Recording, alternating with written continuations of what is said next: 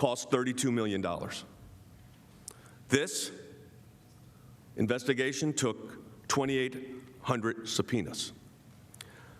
This investigation had 500 search warrants. This had 230 orders for communication records. This had 500 witness interviews, all to reach the following conclusion. And I'm going to quote from the Mueller report itself. It can be found on page 173. As it relates to this whole matter of collusion and conspiracy. Ultimately, these are the words of Bob Mueller in his report, this investigation did not establish that the campaign coordinated or conspired with the Russian government in its election interference activities. Let me say that again. This, the Mueller report, resulted in this. That for this. Ultimately, the investigation did not establish that the campaign coordinated or conspired with the Russian government in its election-related interference activities. This for that. In his summation on Thursday night, Manager Schiff complained that the president chose not to go with the determination of his intelligence agencies regarding foreign interference and instead decided that he would listen to people that he trusted and he would inquire about the Ukraine issue himself. Mr. Schiff did not like the fact that the president did not apparently blindly trust some of the advice he was being given by the intelligence agencies. First of all, let me be clear. Disagreeing with the president's decision on foreign policy matters or whose advice he's going to take is in no way an impeachable offense. Second, Mr. Schiff and Mr. Nadler, of all people, because they chair significant committees, really should know this, and they should know what's happened. Let me remind you of something. Just 6/10 of a mile from this chamber sits the Foreign Intelligence Surveillance Court, also known as the FISA Court. It is the federal court established and authorized under the Foreign Intelligence Surveillance Act to oversee requests by federal agencies for surveillance orders against foreign spies inside the United States, including American citizens. Because of the sensitive nature of its business, the court is a more secret court. Its hearings are closed to the public. In this court, there are no defense counsel, no opportunity to cross-examine witnesses, and no ability to test evidence. The only material that the court ever sees are those materials that are submitted on trust by members of the intelligence community, with the presumption that they would be acting in good faith. On December 17th, 2019, the FISA court issued a scathing order in response to the Justice Department Inspector General's report on FBI's Crossfire Hurricane investigation into whether or not the Trump campaign was coordinating with Russia. We already know the conclusion. That report detailed the FBI's pattern and practice, systematic abuses of obtaining surveillance order requests and the process they utilize. In its order, and this is the order from the court, I'm going to read it. This order responds to reports that personnel of the Federal Bureau of Investigation provided false information to the National Security Division of the Department of Justice and withheld material information from the NSD, which was detrimental to the FBI's case in connection with 4 applications to the Foreign Intelligence Surveillance Court. When the FBI personnel misled NSD in the ways that are described in these reports, they equally misled the Foreign Intelligence Surveillance Court. This order's been followed up. There's been another order. It was declassified just a couple of days ago. Thanks in large part, the court said, to the Office of Inspector General's U.S. Department of Justice, the court has received notice of material misstatements and omissions in applications filed by the government in the above-captioned documents. DOJ assesses that with respect to the applications, and it lists two specific docket numbers, 17375 and 17679, if not earlier, there was insufficient predication to establish probable cause to believe that Carter Page was acting as an agent of a foreign power.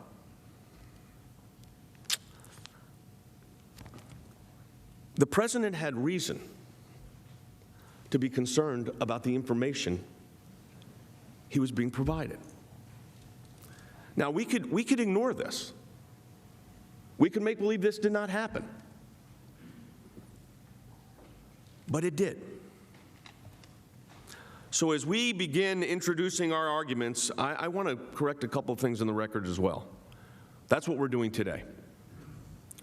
We really intend to show over the next several days that the evidence is actually really overwhelming, that the president did nothing wrong.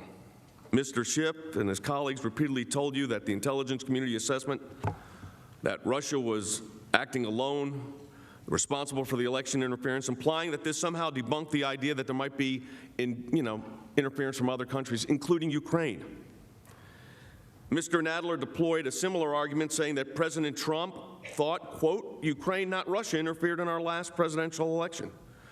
And this is basically what we call a straw man argument.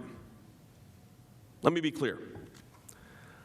The House managers, in over a 23-hour period, kept pushing this false dichotomy that it was either Russia or Ukraine, but not both. They kept telling you that the conclusion of the intelligence community and Mr. Mueller was Russia alone with regard to the 2016 elections. Of course, that's not the report that Bob Mueller wrote focused on Russian interference, although there is some information in letters regarding Ukraine, and I'm going to point to those in a few moments. In fact, let me report to, I think we'll talk about those letters right now. This is a letter dated May 4th, 2018, to Mr. Yuri Lysenko, the general prosecutor for the Office of the Prosecutor General of Ukraine.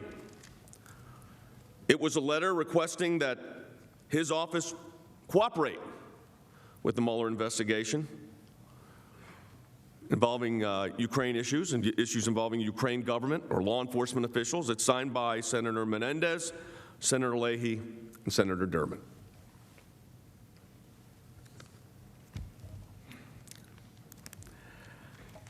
I'm doing this to put this in an entire perspective.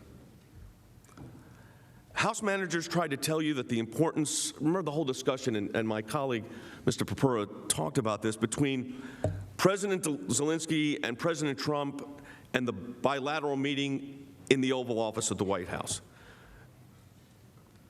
As if an article of impeachment could be based upon a meeting not taking place in the White House, but taking place someplace else, like the United Nations General Assembly, where it in fact did take place.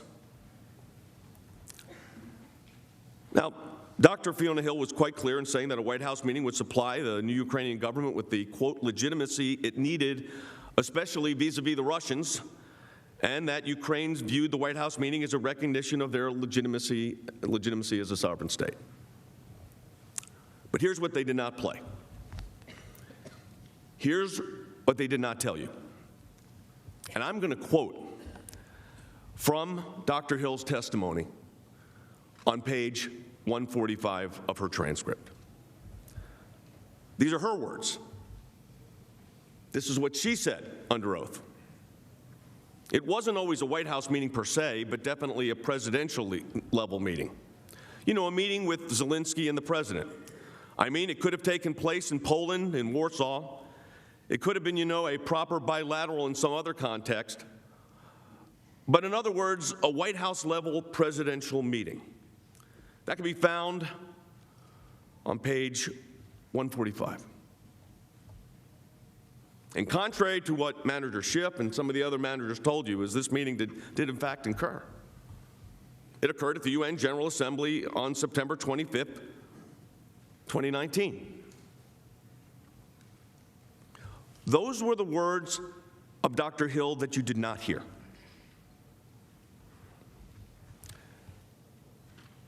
This case is really not about presidential wrongdoing. This entire impeachment process is about the House manager's insistence that they are able to read everybody's thoughts, they can read everybody's intention, even when the principal speakers, the witnesses themselves, insist that those interpretations are wrong. Manager Schiff, Managers Garcia and Dennings relied heavily on selected clips from Ambassador Sondland's testimony. I am not going to replay those. My colleague, Mr. Purpura, played those for you. It's clear. We're not going to play the same clips 7 times. He said it. You saw it. That's the evidence. Ms. Lofgren said that, numerous witnesses testified, and this is a quote, that they were not provided with any reason for why the hold was lifted on September 11th, again suggesting that the president's reason for the hold, Ukrainian corruption and burden sharing, were somehow created after the fact. But again, as my colleague just showed you, burden sharing was raised in the transcript itself. Mr. Schiff stated here that just like the implementation of the hold, President Trump provided no reason for the release. This also is wrong. In their testimony, Ambassadors Volker and Sondland said that the president raised his concerns about Ukrainian corruption in the May 23, 2019 meeting with the Ukraine delegation. Deputy Defense Secretary Laura Kraft testified that she received an email in June of 2019 listing follow-ups from a meeting between the Secretary of Defense Chief of Staff and the President relating specifically to Ukrainian security assistance, including asking about what other countries are contributing. Burden sharing. That could be found in Laura Cooper's deposition, pages 33 and 34. The President mentioned both corruption and burden sharing to Senator Johnson, as you already heard. It's also important to note that, as Ambassador David Hale testified, that foreign aid generally was undergoing a review in 2019. From page 84 of his November 6, 2019 testimony, he said the administration did not want to take a sort of business-as-usual approach to foreign assistance, a feeling that once a country has received a certain assistance package, it's something that continues forever. They didn't talk about that in the 23-hour presentation. Dr. Fiona Hill confirmed this review and testified on November 21, 2019. I'm going to again quote from page 75 of her testimony that, quote, there had been a directive for a whole-scale review of our foreign policy assistance, and the ties between our foreign policy objectives and that assistance. This had been going on actually for many months. So multiple witnesses testified that the president had long-standing concerns and specific concerns about Ukraine. The House managers understandably ignore the testimony that took place before their own committees. In her testimony of October 14th, 2019, Dr. Hill testified at pages 118 and 119 of her transcript that she thinks the president has actually quite publicly said that he was very skeptical about corruption in Ukraine. And then she said, again, in her testimony. And in fact, he's not alone, because everyone has expressed great concerns about corruption in Ukraine. Similarly, Ambassador Yovanovitch testified that they all had concerns about corruption in Ukraine, and as noted on pages 142 of her deposition transcript, when asked what she knew about the president's deep-rooted skepticism about Ukraine's business environment, she answered that President Trump delivered an anti-corruption message to former Ukrainian President Poroshenko in their first meeting in the White House on June 20th, 2017. NSC Senior Director Morrison confirmed on November 19, 2019, at page 63 in his testimony transcript that this was during the Volcker-Morrison public hearing, that he was aware that the president thought Ukraine had a corruption problem, his words again, and he continued, as did many others familiar with Ukraine. And according to her October 30th, 2019 testimony, the special advisor for Ukraine negotiations at the State Department, Catherine Croft, also heard the president raise the issue of corruption directly with then President Poroshenko of Ukraine during a bilateral meeting at the United Nations General Assembly, this time in September of 2017. Special advisor Croft testified she also understood the president's concerns that, quote, Ukraine is corrupt because she has been, this is her words, tasked to write a paper to help then NSA head McMaster's, General McMaster's, make the case to the president in connection with prior security assistance. These concerns were entirely justified. When asked, and again a quote from Dr. Hill's October 14, 2009 hearing transcript.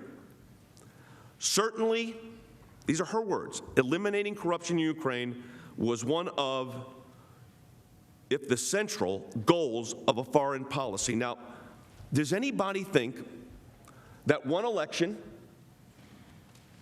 of one president that ran on a reform platform, who finally gets a majority in their legislative body, that corruption in Ukraine just evaporates? That's like looking at this, and it goes back to the Mueller report. You can't look at these issues in a vacuum. Virtually every witness agreed that confronting corruption should be at the forefront of U.S. policy. Now, I think there's some other things we have to understand about timing. This, again, is according to the testimony of Tim Morrison.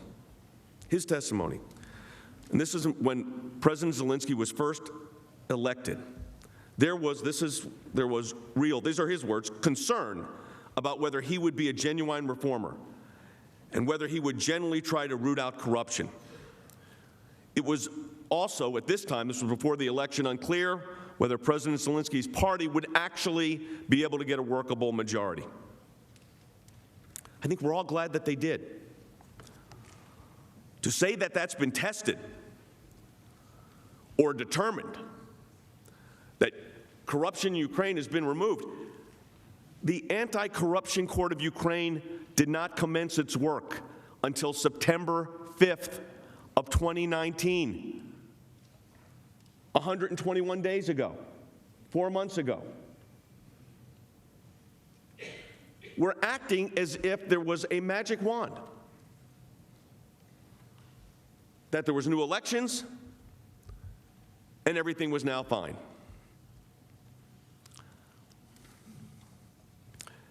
I will not, because we're going to hear more about it, get into some of the meetings the vice president had. You'll hear that in the days ahead. Manager Crow said this: what's most interesting to me about this is that President Trump was only interested in Ukraine aid. His words, Nobody else. The U.S. provides aids to dozens of countries around the world, lots of partners and allies. He didn't ask about any of them, just Ukraine. I appreciate your service to our country. I really do. I didn't serve in the military, and I appreciate that. But let's get our facts straight. That is what Manager Crow said. Here's what actually happened. President Trump has placed holds on aid a number of times. It would just take basic due diligence to figure this out. In September 2019, the administration announced that it was withholding over $100 million in aid to Afghanistan over concerns about government corruption. In August 2019, President Trump announced that the administration and Seoul were in talks to substantially increase South Korea's burden sharing, of the expenses of U.S. military aid support for South Korea. In June, President Trump cut or paused over $550 million in foreign aid to El Salvador, Honduras, and Guatemala because those countries were not fairly sharing the burdens of preventing mass migration to the United States. In June, the administration temporarily paused $105 million in aid to Lebanon. The administration lifted that hold in December, with one official explaining that the administration continually reviews and thoroughly evaluates the effectiveness of all United States foreign assistance to ensure that funds go towards activities that further U.S. foreign policy and also further our national security interest, like any administration would. In September 2018, the administration canceled the $300 million in military aid to Pakistan because it was not meeting its counterterrorism obligations. You didn't hear about any of that from my Democratic colleagues, the House managers. None of that was discussed. Undersecretary Hale, again, his transcript, said that, quote, aid has been withheld from several countries across the globe for various reasons. Dr. Hill similarly explained that there was a freeze put on all kinds of aid. Also, freeze was put on assistance because it was in the process at the time of an awful lot of reviews going on foreign assistance. That's the Hill deposition transcript. She added, this was one of the star witnesses for the managers, she added, this again not played, that in her experience, stops and starts are sometimes common with foreign assistance, and that the Office of Management and Budget holds up dollars all the time, including in the past for dollars going to Ukraine in the past. Similarly, Ambassador Volker affirmed that aid gets held up from time to time for a whole assortment of reasons. Manager Crow told you that the president's Ukraine policy was not strong against Russia, noting that we help our partner fight Russia over there so we don't have to fight Russia here, our friends on the front lines in trenches and with sneakers. And this was following the Russians' invasion of Ukraine in 2014. The United States has stood by Ukraine. Those are your words. While it's true that the United States has stood by Ukraine since the invasion of 2014, only one president since then took a very concrete step. Some of you supported it. And that step included actually providing Ukraine with lethal weapons, including Javelin missiles. That's what President Trump did. Some of you in this very room, some of you managers, actually supported that. Here's what Ambassador Taylor said that you didn't hear in the 23 hours. You didn't hear this. Javelin missiles are serious weapons. They will kill Russian tanks. Ambassador Yovanovitch agreed, stating that Ukraine policy under President Trump actually got stronger than it was under President Obama. There was talks about sanctions. President Trump has also imposed heavy sanctions on Russia for President Zelensky thanked him. The United States has imposed heavy sanctions on Russia. President Zelensky thanked him.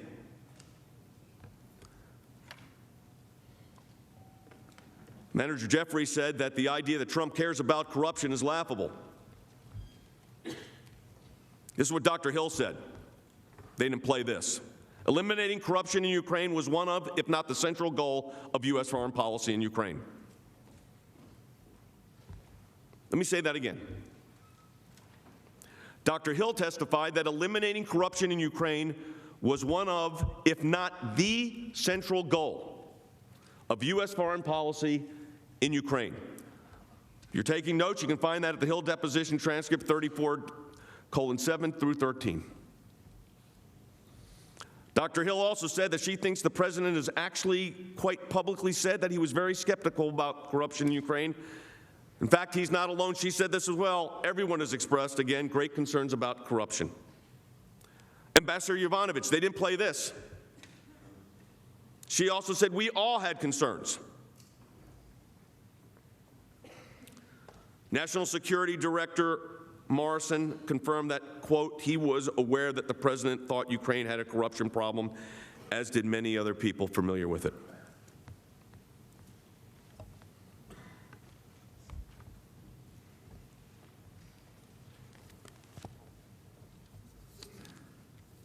I am not going to continue to go over and over and over again the evidence that they did not put before you, because we would be here for a lot longer than 24 hours. But to say that the President of the United States was not concerned about burden sharing, that he was not concerned about corruption in Ukraine, the facts from their hearing,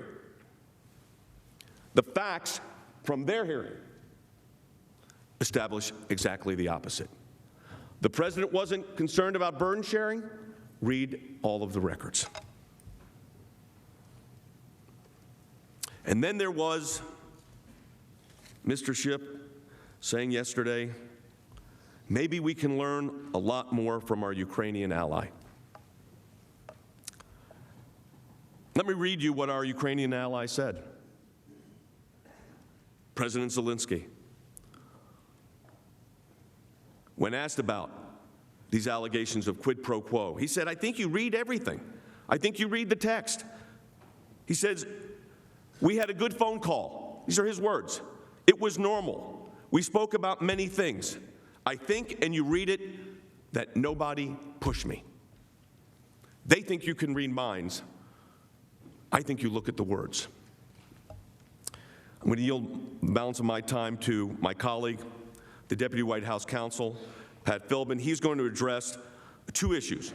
So we're going to try to do this in a very systematic way over the days ahead. One involving issues